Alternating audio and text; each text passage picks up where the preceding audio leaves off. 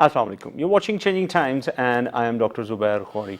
The recent developments inside Afghanistan and also in Pakistan are going at a very fast pace, and it has become increasingly difficult to keep pace with these developments. When everybody is talking about the killing of Mullah Mansoor inside Pakistan and the related developments with it, we are going to ignore maybe another important development, and that is the visit of the Indian Prime Minister Modi, to Iran. And that visit was very significant in this concern that a deal has been signed between Iranian and Indian government that the Chabahar port will be developed by the Indian authorities, and all the financial costs largely will be met by the Indian government. And this can be a counter to the Gwadar port and the development of Gwadar port for the Pakistani side that has been helped by the Chinese authorities. Both Pakistan and Iran and India on the sidelines apparently are trying to cash on to the Central Asian Republic's reserves of different natural resources, and particularly that is about the Caspian Sea and Azerbaijan that is around it. But we have to see that whether this development in the Chabahar port by the Indian authorities is really a counter to the Gwadar port, or both these ports, which are hardly less than 300 kilometers away, can complement each other and can give a competition to the ports that are already there in the GCC countries. Or we have to see it through the prism of the India, that we usually take antagonistic mode towards India, and everything that is being done by the Indians that should be there in the enmity mode, or we have to think otherwise. This is a very important juncture in this fast-paced area that we are talking about, and I have a very august company today. Let me introduce you to the guest I have. I have Dr. Mohammad Khan Sahab. He is the head of the International Relations Department in National Defense University. Dr. Sahab, welcome to the show. And we are also joined by Ambassador Fawzia Nasreen Sahaba. She has been working as a lifetime diplomat, ambassador in different countries, and talks about the regional issues frequently. Fawzia Sahaba, welcome to the show. And we are also joined by Sayyid Wajahat Ali. He is a journalist and works with different international organizations and particularly writes on the regional issues. Wajahat Sahab, welcome to the show. Thank you. Dr. Khan, if I may start with you, should we lose our sleep on this development? Dr. Khori, indeed, this is a matter of great concern. All these developments which are taking in the surrounding of Pakistan, in the neighborhood of the Pakistan, these are disturbing. And disturbing in a way that, let me have a holistic view of this entire development. In 2003, North-South trade corridor was considered a very, very appropriate route by the India. In order to first reach to Iran and then on to the Central Asian state and maybe the Caucasus. Chabahar was considered to be a juncture, and Chabahar, India decided to develop this port for Iran. But more than Iran, its strategic advantages would have been more for the Indians. Okay. And prior to that, India did make an effort to have a short route from Pakistan to Afghanistan and then on to Central Asia. But Pakistan, we refused that. We refused that. And later on also we refused, thereafter also. But what happened that subsequently in 2005 there were the sanctions imposed on Iran. And owing to those sanctions, India also apparently abandoned the project. In 2013, what happened that there was a revival that PSA since was not developing or not operationalizing the port of Gwadar port of Pakistan. So Pakistan handed over this port to one of the Chinese company, which started operationalizing it and making the developments all around. That prompted India, and India tried to go back to the project. And in November 2013, India reached over to Iran once again, despite the fact that sanctions were still on. And America also warned India that still sanctions are there, so you need not to work on this. But India continued. And I would say that this development of 2013, very, very important. 2013, first we handed over the port to China. And in May 2013, Chinese Prime Minister visited Pakistan, and he initiated this idea, he gave this idea of the CPEC. So I would say that yes, we should be bothered and worried, because this is altogether a development which is considered to be the anti-Pakistan, or I would say that not anti-Pakistan, but the developments which have taken place in connection with the Gwadar and the CPEC. So immediately this development took place, and just last week you saw that this was an agreement signed between India and Iran and the Gwadar, it was the Chabahar port agreement. And according to this agreement, India is going to develop this port and going to also invest $500 million. Okay, I'll come back to the how much investment it is, but Ambassador Fazia, you have been long associated with the Pakistan Foreign Office, and when such big developments happen, particularly in the region, if you look at Pakistan surrounding that India-Iran association and then Pakistan-China association, do you see some kind of a seesaw going on between the two perspectives, or do you see them as complementary factors? Well, I think probably we have to look at it from the perspective of what kind of region do we want to see, what kind of vision do we have for this region.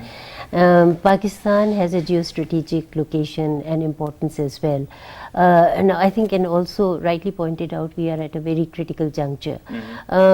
If Chabahar is being developed as a commercial port, and it does not really counter our interests, so to say, if it does not have a strategic value and it's not going to be used by India to destabilize Pakistan, then I think we have to welcome that development and we should not see it as a rival port. But these are very big ifs that you are creating. Why not? Absolutely right, because this development has just taken place. And my hope is that all the countries of the region probably will have a long-term view, a perspective that will lead us to cooperation and not to conflict. But because it is not going to serve the interest of either India, Iran or Pakistan. How do you read the policy of Government of Pakistan when recently President Rouhani was here in Pakistan and this was reported that Kulbhushan Yadav have been arrested and things like that, right on the day of his visit? But if you see that development and you see that Iranian president was here, how do you see Pakistan's foreign policy towards Iran? Well, I think probably we have to look at it from the perspective of a lot of developments that had been taking place in the Middle East also. I think this is important because Pakistan has not really been able to take a policy position vis-a-vis Iran just in isolation bilaterally. It has got a lot to do with our relations with other countries in the Middle East. Namely? Well, you know the kind of position we took insofar as Yemen is concerned. We have very close relations with Saudi Arabia. Those cannot be overlooked. Our desire and hope would be that somehow we do not allow the deterioration of relations between Iran and Saudi Arabia to escalate to a level where obviously you're going to have kind of a very turbulent situation in the Middle East. So that is one aspect. So our policy towards Iran was juxtaposing to our policy towards Saudi Arabia. But you look at the Indian policy, they are both reaching out to these countries, both of these countries, visit to Saudi Arabia and then subsequent visit to Iran. And these both two visits are momentous in this perspective. Absolutely right. Because the Indians do not face the kind of ideological constraints that we have insofar as Pakistan is concerned. But this is not to say that we cannot develop our relations bilaterally with Iran. Certainly there's a lot of potential. It's a neighboring country and people in Pakistan, particularly in the Foreign Office, do realize the importance and significance of this relationship. If you recall, we went through a very bad period soon after the revolution. And largely 80s. 80s. It was really a very, very bad period insofar as our relationship. Very low. Yes, but nevertheless, I think Pakistan persevered with and continued to have good relations with Iran, and of course we were part of the Islamic Peace Committee as well, and we continue to engage Iran. So I think there is no substitute for that. Even under the present circumstances, I think we have to continue our engagement with Iran. Right. Let me go to Javadat. You have heard both point of view, the academic point of view and of course the diplomatic point of view. How does a journalist see all these developments? Do you see it's an important occasion to generate more stories, because more the conflict, the more number of the stories that are coming in, or you see that this is the changing of the whole tectonic plates of this region? Well, actually, it's a very interesting question. Obviously, journalists are not trained to look at things in a very holistic perspective, the way academics or policymakers can. And of course, it's almost like, they live by one story at one a story time. a day, yeah. But I think that it is extremely important for us to take a look at this entire development, the fact that India has actually gone to the Indian Prime Minister was in Iran, to develop the Chabahar port, etc. I don't really think, I think, probably our media is not really framing the issue properly, because we are trying to look at this entire development as if, it's Chabahar versus Gwadar. Yeah, that is not really how I think that this is not really the way we should be looking at it. To begin with, I think it is very important to look at this entire development in a larger perspective, and the larger perspective is that the region is changing, and it is changing very rapidly. It is this development is actually part of India's larger game plan, where it wants to increase its sphere of influence, and it wants to position itself as a big league player. It is also part of its Indian Ocean strategy, which has already compelled New Delhi to engage the island nations like Sri Lanka, Maldives, Mauritius, etc. More constructively. Indian officials, as I see it, are extremely concerned, because they believe that they are facing a difficult challenge in the Indo-Pacific region at this particular point in time, because China has already emerged as the second largest economy in the world. It is taking a lot of interest in the Indian Ocean region as well. It has developed strategic and economic ties with various nations in this region. So obviously India is reacting to that. The only way India can actually stay in the game at this particular point in time is by developing its, moving towards naval modernization and developing civilian maritime infrastructure. So Chabahar is actually one part of that plan. Are you also maybe you preview of the plans, the Indian plans, that they may be wary of the proposed plans of the Chinese Navy to do something in the waters related to Pakistan in terms of maritime development? Absolutely, there is that concern, and it is not just the Indian concern. This concern is also there in the United States. Also, yes. Yeah, because the point is that there was a time when India had thought that it was going to be the primary player in the Indian Ocean region. It was trying to get into different kinds of collaboration with the United States. There was PSI, Proliferation Security Initiative, etc. So they were moving in that direction, but now that primacy is no longer guaranteed. And Indians are, of course, concerned about it. Indians have the strategy which is referred to as the Sagar Mala strategy, which is quite similar to the string of pearls strategy that Beijing has, which is about basically developing ports in this region. So it is basically that kind of a situation, and obviously we are going to be concerned about what India is doing in Iran, what India is doing in Afghanistan, but I think that it is also very important to see what India is doing in the Indian Ocean region, because one of the things which is not really happening in this country, at least in my opinion, is that no one is really asking what our Indian Ocean strategy is. Is it enough to for Pakistan to just develop Gwadar deep sea port? Is it enough for us to just rely on the Chinese, or is it enough, or is it something that we must do, that we should take a fresh look at what is happening in the region? Okay, let me just ask Dr. Khan on this. Dr. Saab, this recent development, like the test firing of the K4 missiles by the Indians in the Indian Ocean, that was one point that they want to thump in their power in this region, and they want to have a control over this. It's a very important question that Vijat has raised, that we should remain Gwadar as a commercial port, or should we develop our naval port also there, because that is also important. But given the priorities that is given to the Pakistani Navy in the whole mix of Pakistan military in comparison with Pakistan Army and Pakistan Air Force, it is the third tier that gets importance. Are we really focusing on this issue as well? First of all, whether we are developing this port as a commercial port, or indeed it is going to be a naval port, or you can say for the military uses. So far, I think our concentration has been to develop this port as a deep sea port in order to promote the commercial activities, that is trade and commerce. That's why, heavy tankers, the places, I mean those places have been made where the huge tankers, they can also be, I would say that there is a storage place for them, so that in case there is any problem as far as the Straits of Malacca is concerned, that takes place, then this is going to be, we thought that this is going to be an alternative arrangement for that. As far as the Pakistani effort or any strategy for whether it is going to be for the military uses, I think Pakistan Navy already has some of its installation in the neighborhood, I would say that Jiwani and Pesni and all that. So we have already we have some of them. But in comparison with the US presidents and the Indians are opposing themselves, particularly from the Bay of I think Bengal. they are not bothered about Pakistan, but they are bothered about whether this is going to be used by China as a military post.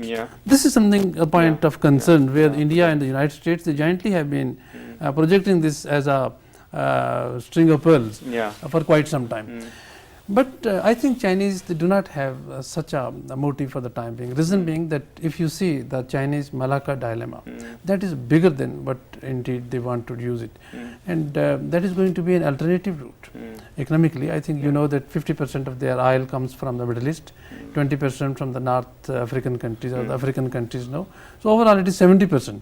70% their energy usage is from the Indian Ocean. So for the China, the Indian Ocean is the route indeed they are using it till the time they enter the but South in the China case Sea. that they are connecting the route, both the land route and the sea route, that's starting from the South China Sea to Gwadar.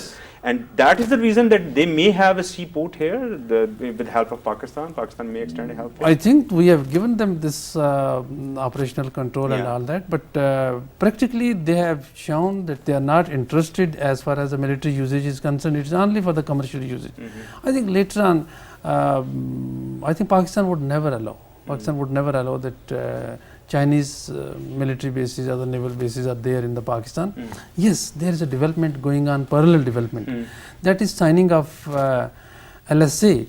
LSA means that logistics support agreement between United States and India, which is going to be signed once Prime Minister Modi is going to visit United States of America. And this has been brokered after I would say that 10 years or so, lot of effort, that Indian bases, the military bases, the naval bases, they are going to be used by United States of America. And you know, that development may prompt, I mean, a new development later on, but for the time being, I think there is no. I personally have written an article on this, that is Gwadar Port economic hub or the military outpost. I think I proved that this is going to be an economic hub. Economic hub, but given the changes, it may become the changes. eventually. You talked about, indeed you were discussing about whether this, we should be really bothered about the Chabahar vis-a-vis Gwadar. I think I have a different viewpoint than what it was discussed. Indeed, had it been Iran developing this port, things would have been different. But as far as India is concerned, it is not that we are India-centric, but as a matter of fact, we have our interest in Afghanistan, we have our interest in the Central Asia, and perhaps Pakistan geopolitics most suited as far as these two countries, these two regions are concerned. And if India has a initiative and India is able to pursue this Central Asian region, the Caucasus region, and even Afghanistan, perhaps where India is indeed making some effort, Pakistan should not get a foothold. I think that is where indeed your basic question was, and I am bothered about that we should be mindful. Let me go to Ambassador Sahaba. Ambassador Sahaba, since we are talking about maritime here, and it's a big game that is going on, China is of course a big player. Somebody was talking about that we have been associated with the Americans for such a long time. Is it really the change of masters that is going on for us? I think probably the focus now of discussion has been on what is happening insofar as the Asia Pacific region itself is concerned, and the US pivot to Asia, which means rebalancing strategy towards Asia Pacific region. So a lot of competition or let's say deterrence, dissuasion, that sort of policy is going on in the Asia Pacific region insofar as China and the United States they are concerned, and also the regional countries are very important players in what is happening in the Asia Pacific region. So I think in the strategy document that was issued by the US government, they had mentioned about India being a linchpin insofar as their Indian Ocean and Western Pacific strategy is concerned.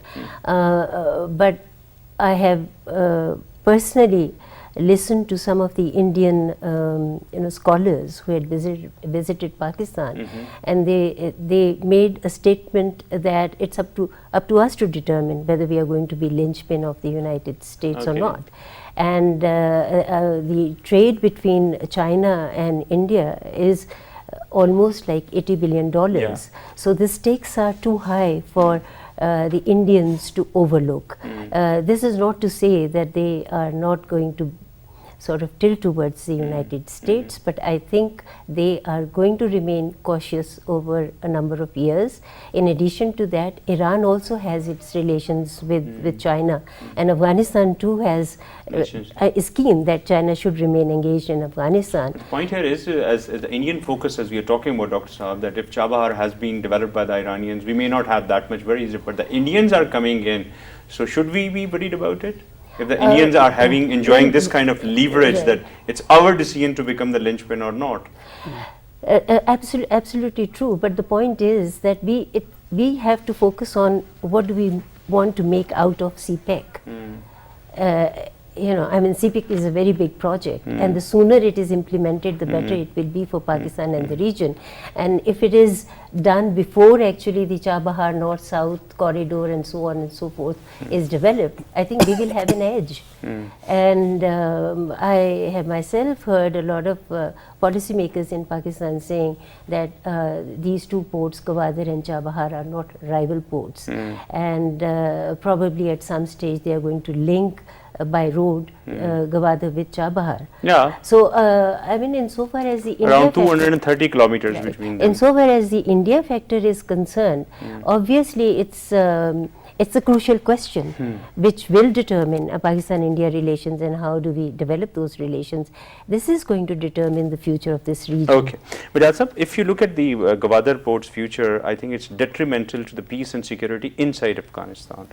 And the latest developments, as they are showing, the killing of the Taliban leader and their intransigence on their point that they are not going to come into the talks, particularly the statements given by Mullah Habatullah that they are not going to include any talks and we will go on with whatever we are doing. So we may not be that much confident on the future of Gwadar port as far as the linkages with the Central Asia is concerned. We may be okay with the CPEC going to China. But as far as the Chabahar is concerned, the infrastructure is almost there because the Iranian railway is there, Iranian road infrastructure there, even they have fiber optics already laid there. So what are we looking up to then? Definitely Chabahar is going to be operational way before than the Gwadar port is concerned, as far as the linkages with the Central Asia is concerned. Well, actually, first of all, Gwadar was always viewed primarily as something that could have helped Pakistan integrate its economy with the Chinese economy. When we talked about Gwadar as a port that was also going to serve Central Asia and connect Central Asia with the rest of the world, we were actually talking about added advantages, right? And that's not one of the main purposes. It was not really one of the main purposes.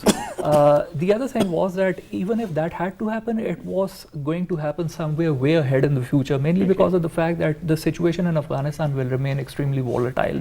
Whether you try to access Central Asia from Chabahar or you are trying to access Central Asia from Gwadar, the trade is largely going to take place not through Afghanistan, but around Afghanistan essentially. So Afghanistan is not really, Afghanistan, as long as it is not pacified, it will not really be possible for Pakistan to actually develop a route from Gwadar to Central Asia in any case. If you want to use Gwadar to access Central Asia, probably your best possible bet at this particular point in time is to take whatever stuff has to be taken to Central Asia to China first and then take it to Central Asia. So that is one of the options that is probably open to us. But the shortest route is again through Afghanistan. The shortest route is through Afghanistan, but it is also the most volatile route and it is full of dangers and probably no one, even the Indians and the Iranians are not going to prefer the Afghan route at this particular point in time.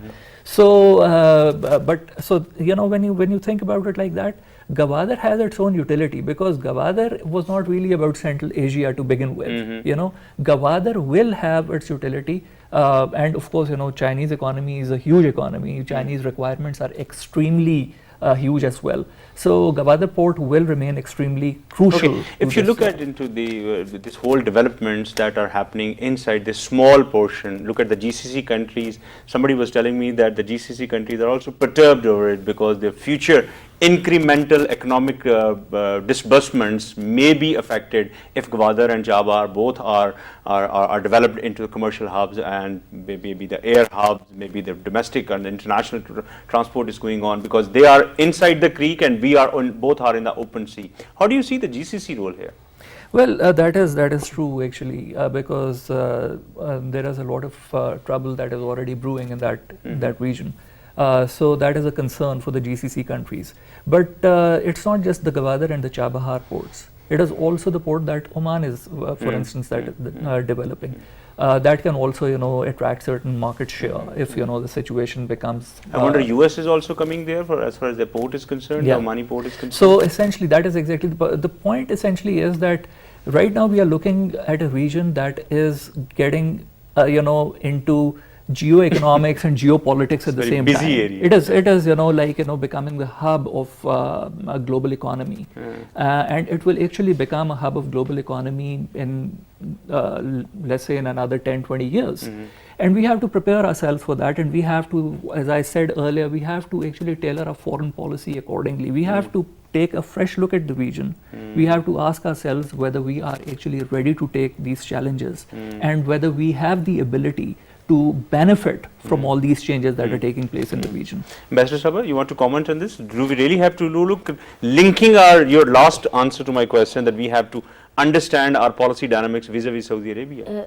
Well, I think probably it's important because we have to be cognizant of the changes that are taking place, not only regionally but globally also. It's important for us to adjust some of our priorities. I think it's absolutely important. Instead of getting bogged down in problems that are purely domestic, and even insofar as domestic issues are concerned, we haven't really focused on the social sector, which should be our priority as well. So I think there is a need for us to take a fresh look of what kind of developments are taking place in the region. Let me also point out that this whole One Belt, One Road project is not just related to Pakistan, CPEC and so on and so forth. It goes up to Manchester. So all these important points in Europe are being linked with China, and CPEC is going to be one of the parts. But Gwadar will be the linking point of the land and the sea route. Yes, but there are other, but there are other ports in Europe who are also going to be a kind of a linking. I was also going through a proposed project that they may have a canal on the long leg of Thailand to cut across around 1,000 miles. Absolutely, that also is there in the long-term perspective or medium-term perspective. Even there are routes that are being planned from China to Nepal and India and so on and so forth, and Bangladesh. So there are multiple projects that are in the pipeline, and so the challenges are huge. I'll come back to Dr. Khan, but ladies and gentlemen, there are multiple challenges, and are we capable enough to handle these challenges financially, politically, strategically, and also as far as our planning is concerned? We'll be talking about these aspects after a very short break. Please stay with us.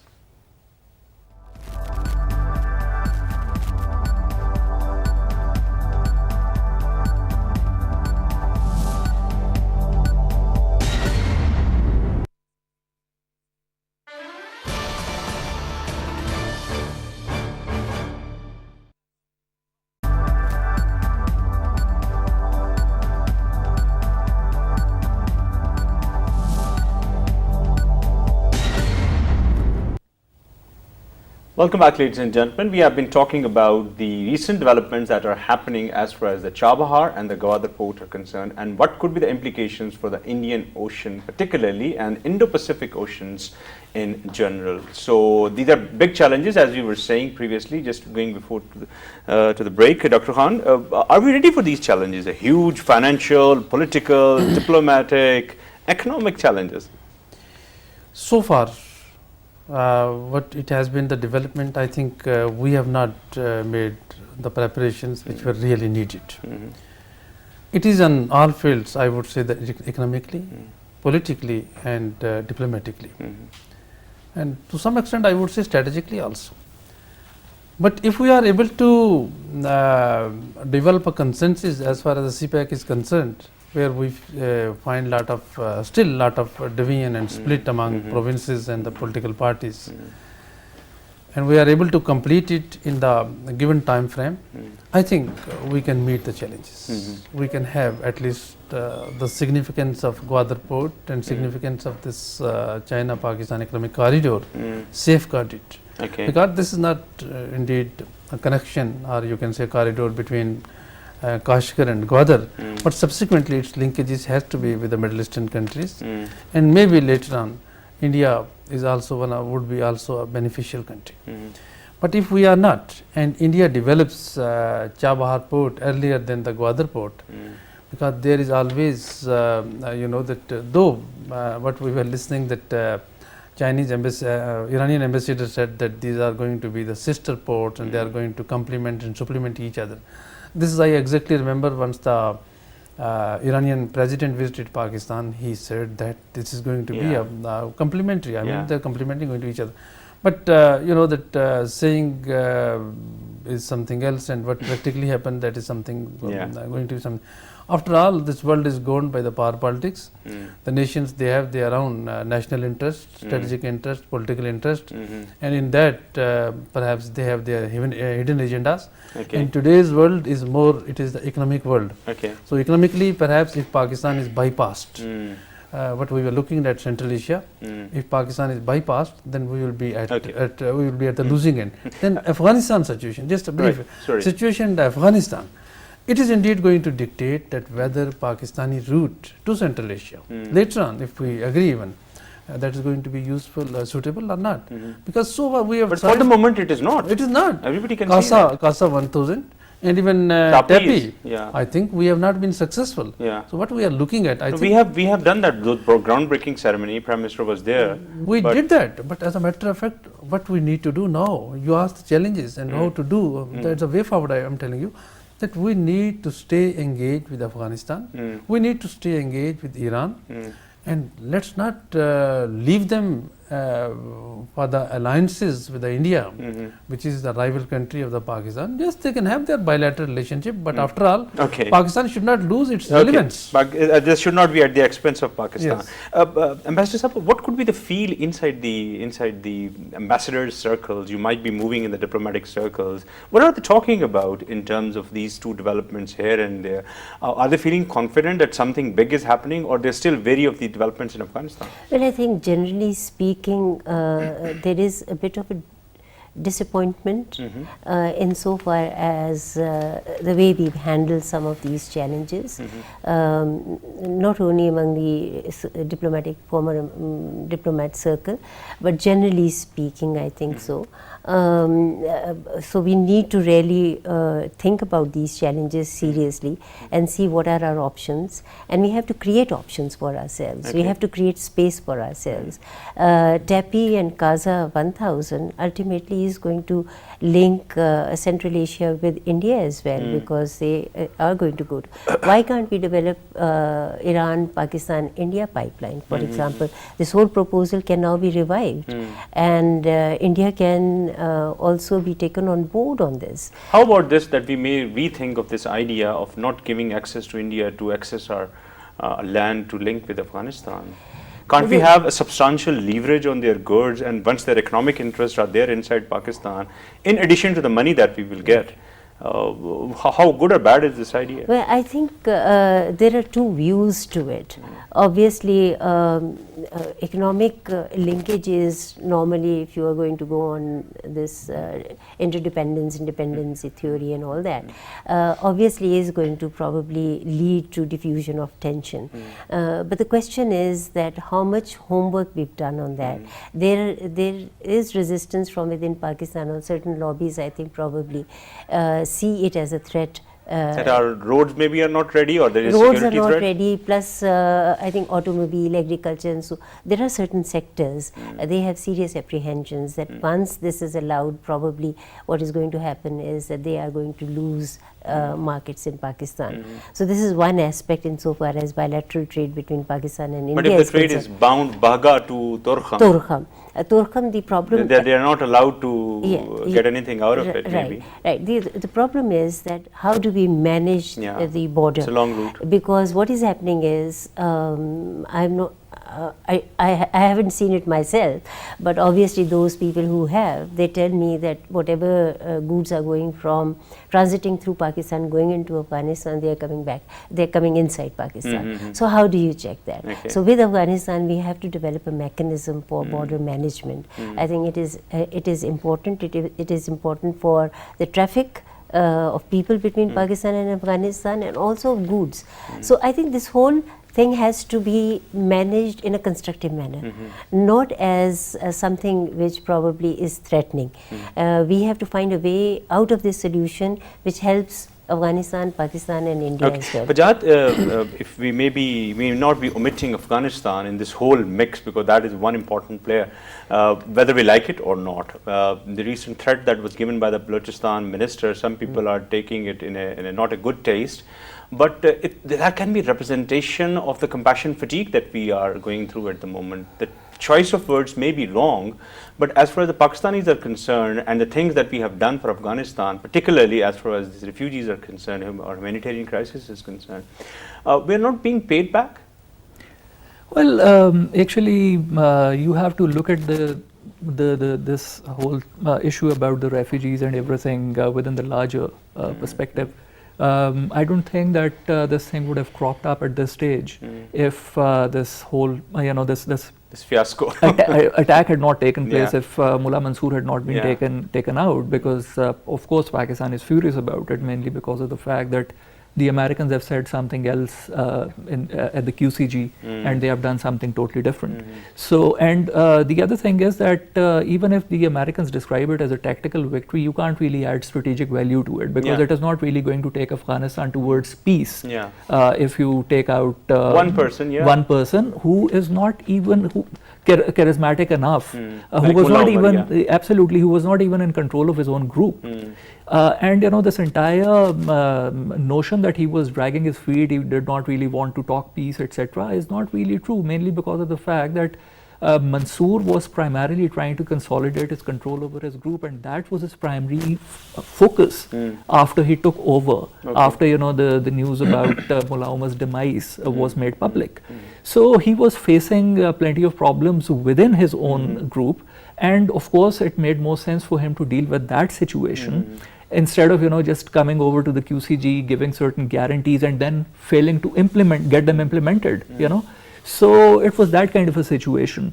I think that this entire issue about the refugees has primarily cropped up within this particular But my question is, the turbulence inside Afghanistan, which is likely to continue in the coming future, is it going to affect the Gwadar port or maybe the Chabahar port? Well, this is obviously going to be a challenge for Pakistan. Pakistan has to make it a point that Gwadar port is developed. It is developed on time. It becomes operationalized, and it is not threatened by all these negative forces within the region. Because we are expecting huge FDIs, we are expecting the international expatriates to even settle down. We are expecting its development like Dubai or the Abu Dhabi ports, or maybe the Qatar ports that are there. So the people will come in when they see that the looming large shadows of Afghanistan and Taliban are still there? Well, to begin with, I think the Chinese will obviously be there, and probably that is going to attract other, investors, etc., to this port as well. But of course, the real challenge is going to be that we will have to look at the security situation. We will have to address the security problems.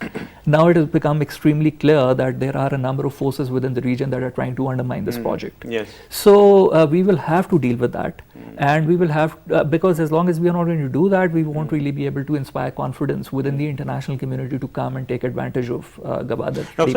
Although one new division has been raised by the Pakistani military just for this purpose, Can you please tell us at what stage it is? It is already been operationalized, or it's still going to take some time? And then, is it really the task of the Pakistan military, or should it be then further down the road? Can we hand it over to the civil armed forces, or maybe to the police?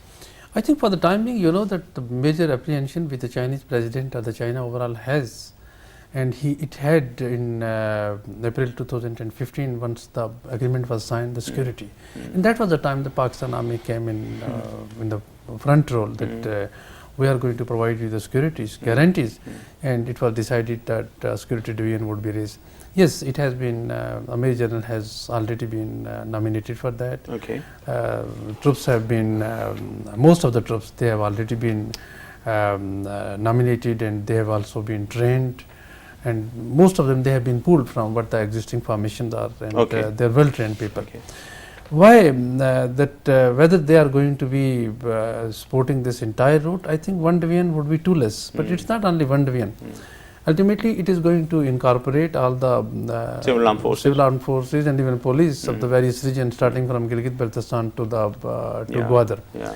And you said that later on, can it be handed over to civil armed forces or the police, etc.? I think time would decide. Reason being that if there is an improved security situation, things would be okay, and then I think there is no need. But doesn't that thing link to the viability of the route? That if the security situation is not improving and the military is there, it means that the viability is not okay.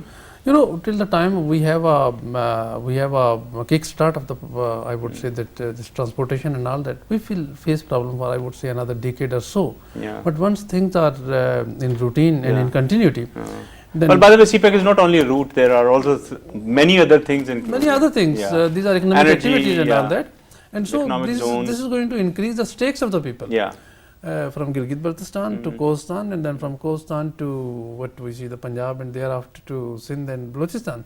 Once there are the stakes, I think this route, this corridor is going to serve the two purposes. One, for the national integration, and second, indeed, that exploitation of what the capabilities and the potential of Pakistan has. Ambassador Sabah, some people, you may call them skeptics at this point in time, that they are saying we are going just over the moon on this one project or one big project, but this may not be as much a huge game changer as people are projecting them. I'm just trying to play the devil's advocate. Is it really so?